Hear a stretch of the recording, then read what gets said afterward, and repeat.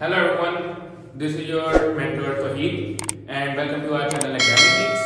तो आज हम अपनी जो सीरीज चल रही है एकेडमिक राइटिंग की उसकी तीसरी क्लास के साथ हाजिर हुआ मैं आपके पास। तो आज की क्लास के अंदर हम बेसिकली मार्केटिंग के मॉडल्स उनको डिस्कस करेंगे। चलिए शुरू करते हैं।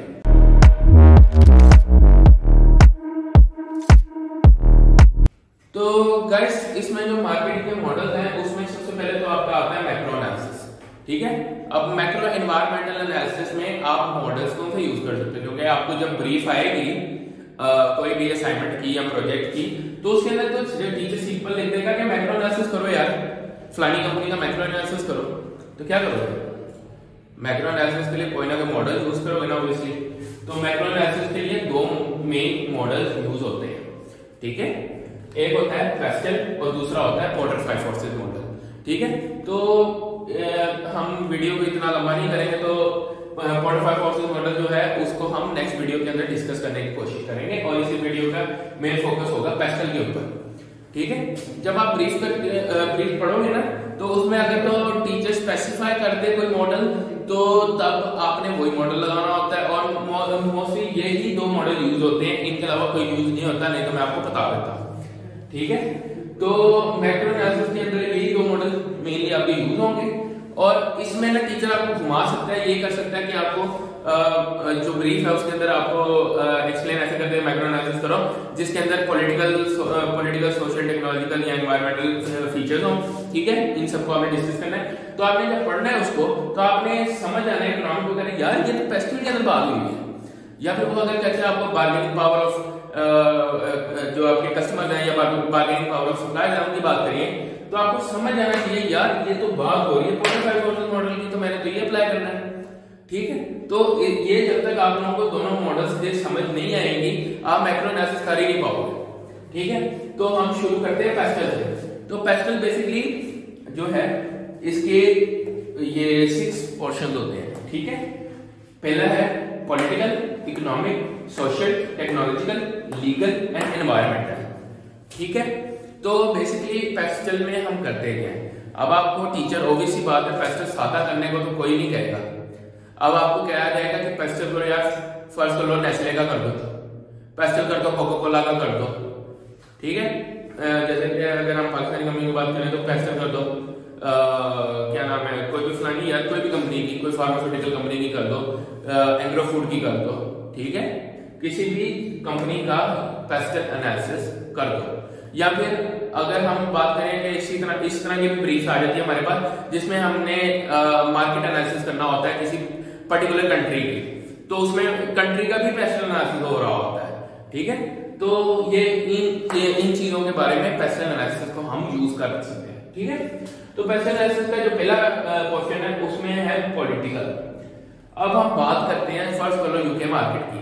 तो यूके मार्केट में पॉलिटिकल स्टेबिलिटी बहुत ज्यादा है, लेकिन अब हम यही बात करें पाकिस्तान की या फिर बांग्लादेश की तो यहाँ पे यार पॉलिटिकल स्टेबिलिटी इतनी स्ट्रांग नहीं है यार, पॉलिटिकल इंस्टेबिलिटी है। यहाँ पे बिजनेसेस को गवर्नमेंट सपोर्ट नहीं करती।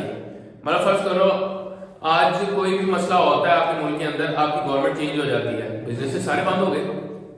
ठीक है, तो ऐसे कंट्री के अंदर कोई बिजनेस क्यों करेगा? ठीक है, या फिर आप अपना भी स्टार्टअप शुरू कर रहे हो तो उसका पेस्टल एनालिसिस कर रहे हो यार, तो आप अपनी मार्केट को आपने एनालाइज करना है कि मैं कौन सी मार्केट में इसको शुरू करना चाह रहा हूँ अपने स्टार्टअप को, अपने वेंचर को। तो उसके अंदर सबसे पहले तो आप पॉलिटिकल स्टेबिलिटी ढूंढोगे यार कि पॉलिटिकल स्टेबिलिटी किधर मुझे मिलेगी, मैं काम अगर शुरू करूंगा।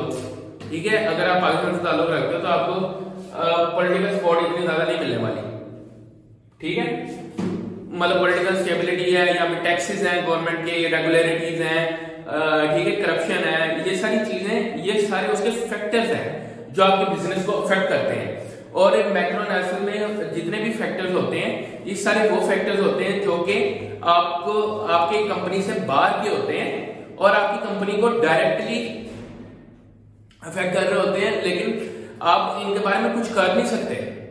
यार अब आपकी गवर्नमेंट के हालात खराब है, मुझे बताओ आप क्या कर सकते हो? कुछ भी नहीं कर सकते। आप ये कर सकते हो अपनी मार्केट को शिफ्ट कर सकते हो, किसी और मार्केट में जाकर अपनी कंपनी खोल सकते हो, या फिर अपनी स्ट्रेटेजीज इस तरीके से बना सकते हो कि जो गवर्नमेंट का इफेक्ट आप पे आ रहा है वो मिनिमाइज हो जाए। खत्म नहीं उसको कर सकते, मिनिमाइज कर सकते हो। ठीक है। उसके बाद इकोनॉमिक, अब इकोनॉमिक स्टेबिलिटी होना भी जरूरी है। अब हम इंडिया पाकिस्तान या थर्ड वर्ल्ड कंट्रीज की बात कर लेते हैं, तो इकोनॉमिक स्टेबिलिटी नहीं है, रोजाना डॉलर की प्राइस शिफ्ट हुई होती है, ठीक है, इन्फ्लेशन रेट बढ़ा होता है, अनएम्प्लॉयमेंट रेट बढ़ा होता है, ये सारी चीजें जो है इकोनॉमिक जो फैक्टर्स हैं उसके अंदर आती है। तो ये चीज सबसे, अगर हम 6 पोर्शन की बात करें तो सबसे ज्यादा ये इकोनॉमिक फैक्टर जो है ये आपके बिजनेस को इफेक्ट करेगा। क्योंकि अगर आप एक्सपोर्ट कर रहे हो, या फर्स्ट कर लो आपका बिजनेस इंपोर्ट करता है, आज आपको रॉ मटेरियल मिल रहा है फर्स्ट करो 10,000 का, ठीक है, कल डॉलर की प्राइसेस शिफ्ट हो गई कोई रॉ मटेरियल 15,000 का हो गया, क्या हुआ, आपका रुपया डीवैल्यू हो गया, जो है डॉलर एप्रिशिएट हो गया, ठीक है। ये चीजें बहुत ज्यादा अफेक्ट करती हैं, इसलिए भी आपने मार्केट को देख के चूज करना है, ठीक हो गया। उसके बाद सोशल, अब जो सोशल फीचर्स हैं, मतलब कि कस्टमर की डिजायर्स, उसकी एक्सपेक्टेशंस, उसके कस्टम्स, उसके ट्रेडिशंस, उसके नॉर्म्स, इन सबको मद्देनजर रखते हुए आपने ये अपना जो भी प्रमोशनल एक्टिविटी, जो भी अपना प्रोडक्ट डिजाइन करना है, कोई भी उसका कलर भी इवन के आपने डिजाइन करना है, तो आपको सोशल फैक्टर्स को देखते हुए करना पड़ेगा। अब जैसे कि हम अपने थर्ड वर्ल्ड कंट्रीज की ही बात कर लें, या पाकिस्तान इंडिया की ही अगर हम मेनली बात करें, तो अब यहाँ पे कोई भी कंपनी आती है जो कि बहुत ज्यादा ओपन क्लॉथिंग की बात करती है फीमेल्स की, तो उसको इतना ज्यादा मतलब ओपननेस नहीं मिलेगी, या फिर लोग उसको इतना ज्यादा मतलब परस्यू नहीं करेंगे, या फिर उसको एब्जॉर्ब नहीं कर पाएंगे, तो ऑब्वियसली उसको रिटेलिएट किया जाएगा।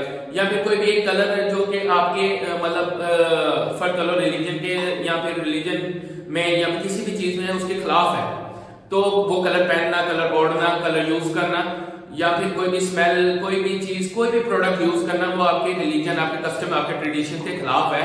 अगर कोई भी कंपनी उसको प्रमोट कर रही है तो ऑब्वियसली लोग रिटेलिएट करेंगे, लोग नहीं लेंगे।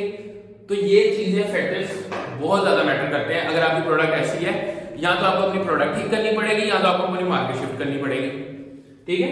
उसके बाद टेक्नोलॉजी फैक्टर्स, अब टेक्नोलॉजी में क्या आता है, एआई, आईओटी, ठीक है, सस्टेनेबिलिटी, उसके बाद आपकी आ जाती है वो क्या नाम है, मास प्रोडक्शन आ जाती है, ठीक है। ये सारी चीजें टेक्नोलॉजी के अंदर आती है। अब टेक्नोलॉजी में क्या कर सकते हो मतलब मेन फैक्टर इसमें आते हैं इकोनॉमीज ऑफ स्केल। अब इकोनॉमीज ऑफ स्केल आपने अगर लेना है, इकोनॉमीज ऑफ स्केल का मतलब ये होता है कि लीस्ट कॉस्ट के ऊपर मैक्सिमम प्रॉफिटेबिलिटी लेना, ठीक है। अब ये करना होगा तो आपको मास प्रोडक्शन करनी पड़ेगी, मास प्रोडक्शन करनी पड़ेगी, अच्छी एफिशिएंट मशीन यूज करनी पड़ेगी, अपने ऑपरेशंस को इंप्रूव करना पड़ेगा, और इन सबको करने के लिए टेक्नोलॉजी मैटर करती है। तो इसमें अपने टेक्नोलॉजिकल फैक्टर्स को डिस्कस करना होता है किसी भी कंपनी के, कि वो मतलब टेक्नोलॉजिकल इंप्रूवमेंट में क्या काम कर रही है, या फिर टेक्नोलॉजी फ्लाई टेक्नोलॉजी में वो लैग कर रहे हैं, जिसकी वजह से उनको लॉस फेस करना पड़ रहा है। सेकंड रास्ते हमारा लीगल। अब लीगल कंस्ट्रेंट बहुत हो सकते हैं। फर्स्ट करो कि कोई भी कंपनी है जिसका ऑटोक्रेटिक बिहेवियर है, अमेरिका के अंदर काम कर रही है। अब अमेरिका में फर्स्ट करो कोई लॉ पास हो जाता है ह्यूमन राइट्स का, या फिर जो एम्प्लॉय यूनियन वगैरह वो खिलाफ हो जाती है किसी भी रूल के, किसी कंपनी के, तो उनके लिए बड़ा मुश्किल हो जाएगा कि अपने बिजनेस को रन करना, ठीक है। या फिर फर्स्ट करो कोई भी अमेरिका के अंदर, यूके के अंदर, वेस्टर्न कंट्रीज के अंदर कोई भी ऐसी कंपनी अपना बिजनेस स्टार्ट करती है जो एम्प्लॉयज को इंश्योरेंस नहीं देगी, तो लेबर यूनियंस हैं, उनके अपने लीगल लॉज हैं जो कंट्रीज के, जो इस चीज को प्रोहिबिटेड करते, प्रिवेंट करते हैं कि कंपनीज वो काम ना करें, ठीक है, उनके खिलाफ एक्शन लिए जाते हैं। तो या फिर कोई टैरिफ रेट इस तरह का सेट कर दिया जाता है कि आपको वो पे करना पड़ता है, लेकिन उससे आपका बिजनेस करना इम्पॉसिबल हो जाता है। तो ये सारे आपके लीगल कंस्ट्रेंट्स आ जाते हैं। एंड में आता है एनवायरमेंटल। आपकी कंपनी एनवायरमेंट के लिए क्या कर रही है? अब एनवायरमेंट में क्या आता है, आपकी सस्टेनेबिलिटी आ जाती है, ठीक है। सस्टेनेबिलिटी क्या होती है? सस्टेनेबिलिटी का मेन मतलब ये होता है कि आप जो आज रिसोर्सेज यूज कर रहे हो उसको इस तरीके से यूटिलाइज करो कि कल जो हमारे आने वाली नस्ल है उनके पास भी यही बराबर के रिसोर्सेज हो। ये ना हो कि हम को वो CO2 वो एक्सपोनेंशियल रेट के ऊपर करी जा रहे हैं, एमिशन उसकी करी जा रहे हैं, जो हमारी आने वाली नस्ल है उनके लिए एनवायरमेंट ही ना बचे कारोबार करने के लिए। तो इस काम के ऊपर हमारी क्या काम कर रही है, ठीक है, कंपनी, ठीक है। ये होते हैं हमारे एनवायरमेंटल कंस्ट्रेंट्स। ठीक है, तो होपफुली मुझे लगता है कि आपको आज की क्लास बड़ी डिटेल में समझ आई होगी। तो कमेंट सेक्शन के अंदर आप अपने रिव्यूज दे सकते हैं हमें, अगर आपको हमारे मेथड्स से कुछ चेंज करवाना है, या फिर I am open to criticism. Okay, तो आप मुझे कमेंट सेक्शन के अंदर बता सकते हो। ठीक है, तो हमारी वीडियोस को लाइक करें, शेयर करें और हमारे चैनल को सब्सक्राइब करें, और इसके जो बेल आइकन है उसको ऑल पे कर दें ताकि आपको हर आने वाली वीडियो के बारे में सबसे पहले पता लग सके।